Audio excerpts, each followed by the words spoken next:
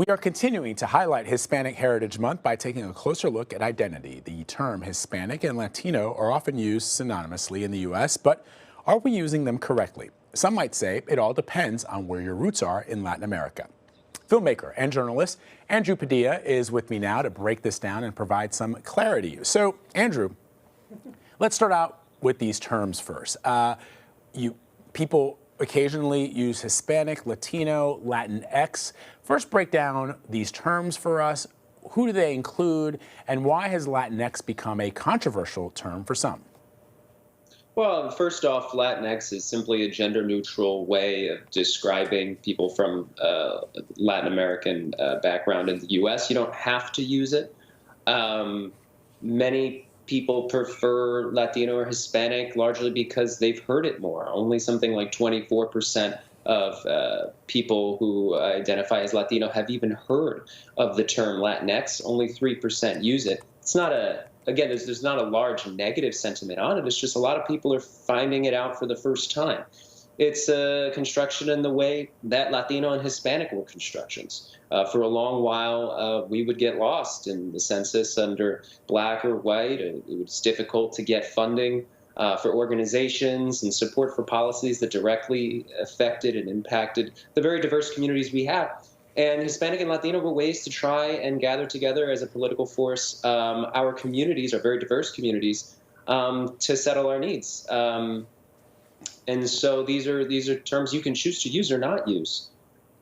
So the question, I guess, for people who may be confused is when is it appropriate to use one of those terms, and who should be deciding, I guess, which term applies to each individual? Well, I mean, I decide what works for me, right? I mean, I prefer to be called Puerto Rican or New Rican. I'm not offended by the term Latinx in any way. But I would call myself Puerto Rican or New Rican. I think what becomes difficult is when we get to the field of politics or corporate marketing, right? When we have politicians who just want to know, okay, well, what do we call you guys now? Or corporations who are like, okay, what do we say? What do we call you so we can sell things to you right now? And I think that's where people start to feel like all of these terms are sort of disingenuous and don't really reflect their realities. So I'm so happy to be talking to you about this because this gets into sort of a tricky discussion around the labels that are often used to describe people. For example, there will be some that will use a certain term for an individual who is from a country like Cuba, or who happens to be born on an island like Puerto Rico, which is of course part of the United States, or the Dominican Republic, and will blanket those terms for people that are from Mexico, or people that are even more distinctly from Argentina, who may not have anything in common with the indigenous people there, but may be more closely related to Spanish ancestry. Is that an issue that you see as being problematic, or is it one that only people who are not part of that community struggle with? I mean, I think that we know what we're comfortable with. I think the issue is when folks try to communicate to our communities by using one of these terms as opposed to a real dedicated and developed relationship with us. And I think that you've seen this from various political campaigns. You see the Democrats attempting to just figure out what is the term we call you, Republicans trying to claim almost that Democrats want to change what you're called. And at the end of the day, you really have to let communities lead in determining how they're referred to. And so there aren't easy answers. We're not a monolithic community. We're the largest non-white voting bloc in the U.S., but we're made up, the term Latino and Hispanic, I mean, these were initially terms that were created to combine people from disparate races, different backgrounds, different genders, different classes together into one thing. But that thing is very diverse. Yeah, it's an interesting question. I mean, I have a friend who is Argentinian.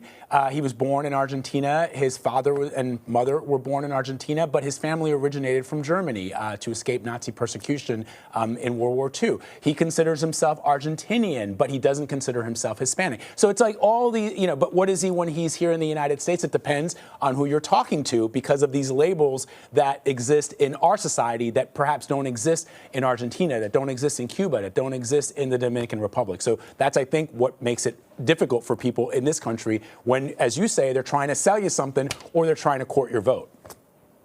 Yeah, and I think that one of the difficulties, certainly when it comes to the term Latino or Latinx or Hispanic, is that, again, if we are talking about just a cursory way of communicating with a community, there isn't one catch-all phrase that we're all going to link up and say, oh, they're talking about me. And that's what so many people just want. That's what so many politicians, there's so much investment going in to figure out what's the catch-all thing we can use. And in order to engage our communities, especially looking towards the election, it requires actually attending to our needs and working with our communities to develop policy responses to the intersecting crises that we're facing at this moment. And I think that is what will eventually engage folks headed forward into this election. So let's talk about the influence of Latino culture in the United States around art, around politics, around pop culture. You are from New York City. I heard you proudly say that. How have you seen Latino heritage grow and change over the years? I'm from New York. I'm from Queens. And so I remember visiting family up in the Bronx and feeling the pulse of the Bronx that was very different from Queens, which tended to be a little bit, at least when I was growing up there, a little bit more multi-ethnic. And there was much heavier, at least the parts of the Bronx that I was visiting, a very strong, like Puerto Rican beat to the streets, if you will. And I just mean because I was around for the birth of hip hop. So, I mean, our culture is infectious. And if you go anywhere around the world, and I think as I've gotten to travel around the world, what's always amazing is that the music that played on our streets here in New York, that played on the streets in Puerto Rico, it plays all around the world. And so the political messages that we send through that music also reverberate. And I think that was so, it's what made me feel was so powerful about Bad Bunny's concert the other day. Bad Bunny was rolling through the streets of the Bronx and Manhattan through some of the real core diasporic communities of Puerto Ricans. And he was sending a message of unity, but also sending a message that our community is strong, it's resilient, and we're not going to stand for the falta de respeto, as we say in Spanish, the lack of respect that both the United States and Puerto Rican governments have treated our communities with. We're strong, we're resilient, and our people are going to get through this. And we're gonna punish those who have hurt us, but we're also going to create a better reality. And we're not going to rely on individual politicians to create that future. We're going to do it. But certainly, as he mentioned, a big part of that is making sure that we get rid of Donald Trump, someone who has posed a supreme danger to Latinos all throughout the United States. Excellent point. Andrew, thank you very, very much for spending some time talking to us. A really important subject. Appreciate it. Thank you.